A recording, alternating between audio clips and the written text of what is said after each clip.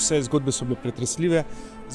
Me je pa najbolj nagovorila zgodba o Tarcisiju, zaradi tega, ker je bil otrok in sem ob tej zgodbi začutil, kako globoka je lahko vera otroka. Vse so bile pretresljive, predvsem pa seveda tisti ta mal deček, ki je padel pod kamnom. Ja, jaz mislim, da tako kot večini so te nizozemski mučenci res pokazali, kako tudi pač v najhujši telesni stiski ostati zvest Kristusu.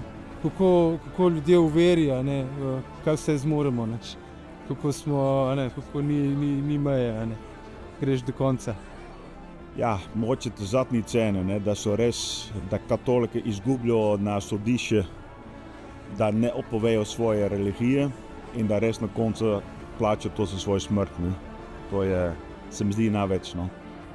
Se ti para srce, ko gledaš, res, bil sem danes zelo ganjen, ko sem videl celotno zgodbo, v bistvu kako so na krut način končali, bi rekel, svoje življenja.